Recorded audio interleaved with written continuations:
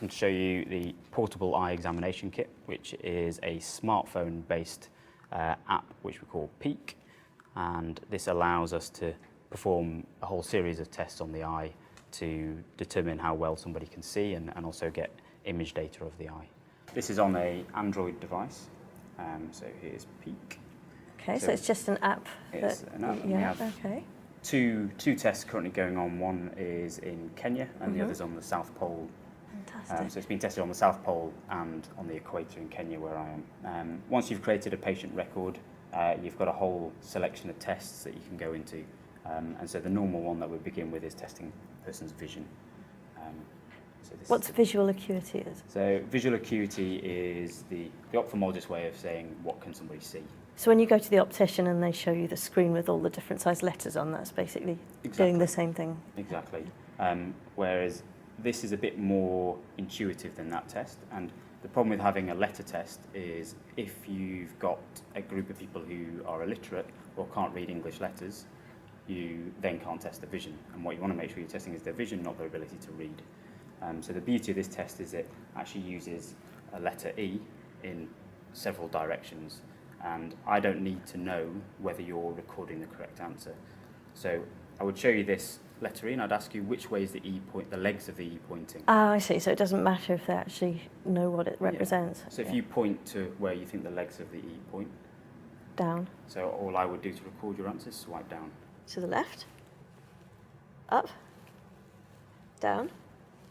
Left, down, right. Yes. There you go. Finished. That was a lot quicker than going to the optician. So because if you've got normal vision, it gets the result very quickly. And what we've developed is an algorithm where you don't spend too much time on people with good vision, but it spends more time on someone with poor vision. We can use it to take a picture of someone's lens for cataract, or we can put a clip-on device which allows us to look at the back of someone's eye to view the retina. That's amazing. Can you show me? Can you show me one of those? So if we go into cataract imaging here, what I do is this then shines a bright light in your eye, so I'll do that on you there. Bright light up to your eye, it gives me a zoomed view. Don't have to look at it. Just straight ahead. Now what I would then do is zoom into the picture, and we see a carousel of images to compare against. And what we do is select the one that you're most similar to. Oh, I see. So it requires the user to be making the comparison. To have a go at what they think is most similar to. And what we're actually doing is comparing what they record the image as compared to this image sent to Moorfields Eye Hospital for them to grade, as well as me testing it on some expensive equipment out in the field. So we're comparing it all to the standards. And then the other test that we do is then we take pictures of the back of the eye on the retina image. So for this we add an attachment which we can then hold up to your eye, and it'll allow us to see into the back of your eye. And as well as logistics, what would you say the other real benefits are? You can put it in your pocket. You can charge it on a solar panel. So our team carry a solar-powered rucksack, and it charges as they're travelling. And it's just incredibly user-friendly. It doesn't require much training at all. And those are the main advantages. And what we hope is it'll provide a paradigm shift where no longer are patients who can't afford to come to the hospital not coming, but you've got effectively experts, because they've got this device in their hand, going to the front door of the patient. How much cheaper is this than traditional methods?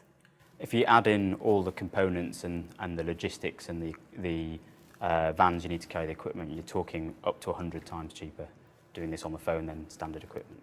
I think one of the things that we have to safeguard is that we ensure everything we develop is validated properly and scientifically.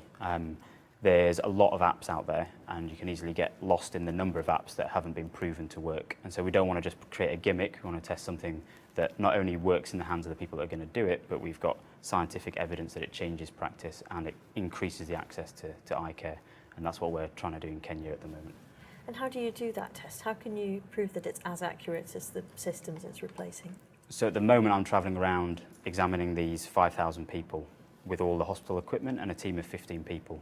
Those same individuals that have been examined by all that equipment are separately being examined by a technician using the phone. And we can then compare the data of the two and say how accurate is the phone against all of that equipment led by such a big team. My interest is in paediatric acuity, and I was involved in a project in Malawi they have one ophthalmologist specialising in paediatrics, serving a massive population.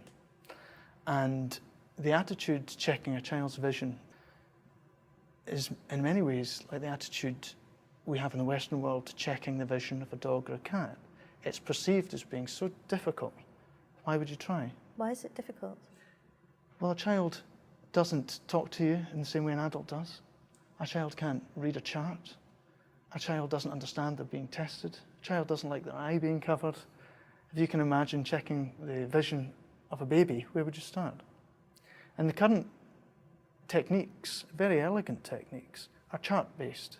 You hold up very large charts that have a picture with a very fine outline. There are various techniques on only one side of the chart, and the rest is a uniform grey.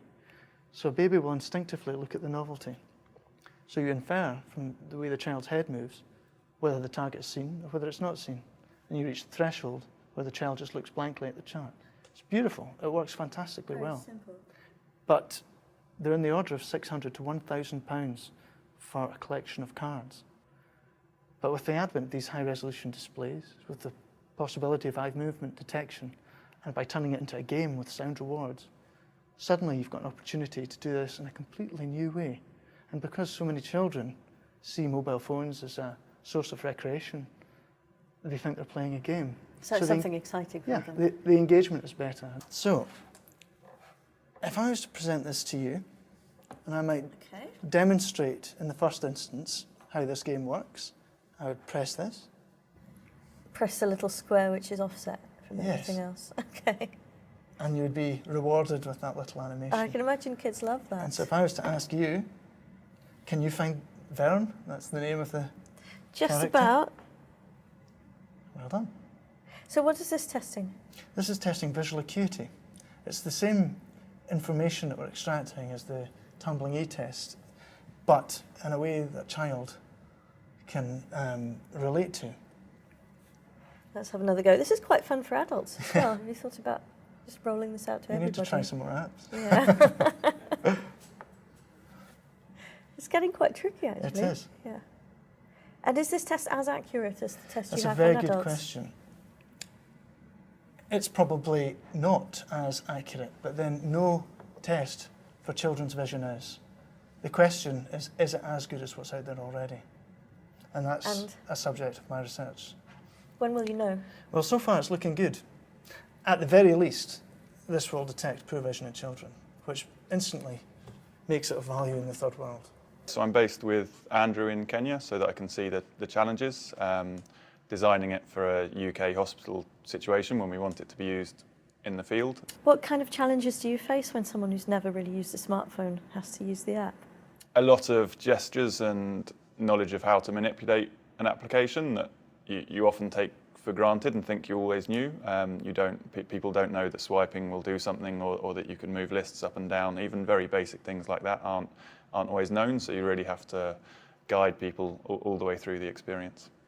What's the potential for this app to be used directly by the patient? Yeah, so that's something we've talked about, and I think it varies based on tests, but it would certainly be possible for people without training, if there was two of you, to download it and, I mean, not look at the back of the eye, but for all of the other tests, sort of perform them on each other. And even sort of crowdsourcing, if you're dealing with, you know, a very wide area and you want some basic information, all you need is one person in a village with a smartphone, which in our experience, even in Kenya, is usually the case. And they would be able to sort of run at least screening level tests on the village and send that data back. Globally, there's 285 million people who live with visual impairment, of whom 39 million of those are blind. How much of that blindness could actually have been prevented? Approximately 80% of all blindness is either preventable or curable, so that's the majority. So the thing is that 90% of people who are blind live in low-income countries. So that's the vast majority are living in poverty, and the two are very much connected, poverty and blindness. And one of the ironic things we find is more people have access to a mobile phone than they do to clean running water.